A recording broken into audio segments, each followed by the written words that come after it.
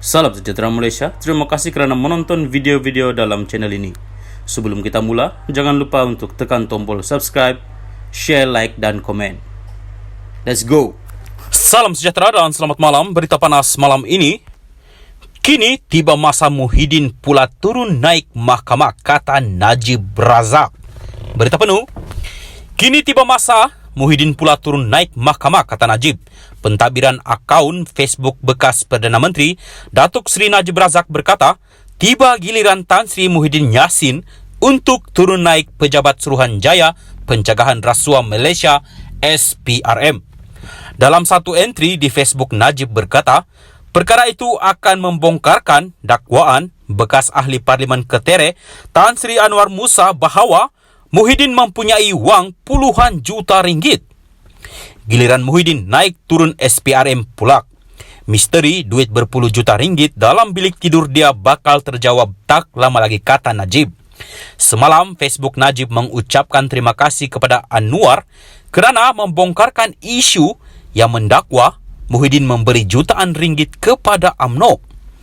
Untuk rekod, Suruhanjaya Pencegahan Rasuah Malaysia SPRM dilaporkan sedang menyiasat dakwaan Anwar mengenai Muhyiddin memberi UMNO jutaan ringgit bagi membantu parti itu pada pilihan raya negeri PRN Sabah pada 2020. Pada 21 November lalu, Anwar dalam satu video yang tular mendakwa Muhyiddin menemuinya di Sabah. Dalam video berkenaan, bekas Menteri Komunikasi dan Multimedia itu mendakwa dalam pertemuan tersebut beliau diberi berpuluh juta ringgit untuk PRN Sabah pada 2019. Matilah Muhyiddin kali ini. Salam sejahtera dan selamat malam. Berita seterusnya panas dipetik dari MH Daily bertajuk Desas-desus PN akan ketepikan Muhyiddin semakin kuat ganti dengan Hamzah. Berita penuh.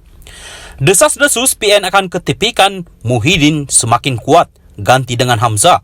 Spekulasi semakin memuncak mengenai pergerakan yang semakin meningkat dalam Perikatan Nasional PN untuk mengetepikan pengurusinya Tan Sri Muhyiddin Yassin dengan sesetengah pihak menuduh beliau menjadi batu penghalang untuk menjalani kerjasama dengan Kerajaan Persekutuan. Walaupun memperoleh kemenangan besar dalam pilihan raya Parlimen Padang Serai, orang dalam parti membayangkan gemuruh rasa tidak puas hati terhadap peranan yang semakin terpencil yang disandang PN dalam bidang politik. Seorang sumber berkata walaupun menang di Padang Serai dan kalah tipis di Tioman, beberapa pemimpin menyuarakan kebimbangan mengenai rancangan jangka panjang pakatan itu dan sama ada ia perlu kekal dalam kem pembangkang. Terdapat juga persepsi bahawa sekiranya Muhyiddin tidak memveto sebarang kerjasama dengan Pakatan Harapan dan Barisan Nasional, beberapa pemimpin kita mungkin telah diberi jawatan dalam penubuhan persekutuan baharu, dakwa sumber itu. Laporan mencadangkan bahawa pemimpin kanan dalam beberapa minggu kebelakangan ini meneroka kemungkinan menggantikan Muhyiddin dengan Setiausaha Agung Parti Pribumi Bersatu Malaysia Bersatu, Datuk Seri Hamzah Zainuddin. Penolakan sebarang kerjasama dengan PH dan PN difahamkan amat membimbangkan PAS yang pemimpinnya percaya asas Melayu Islamnya boleh terkilan dengan tindakan itu dan melihatnya sebagai bertentangan dengan titah yang di-Pertuan Agong agar parti itu ditubuhkan Kerajaan Perpaduan. Pada pilihan raya umum ke-15, PH memenangi 82 kerusi, diikuti PN dengan 73, BN dengan 30, Gabungan Parti Sarawak dengan 22, Gabungan Rakyat Sabah dengan 6 dan Warisan 3 kerusi.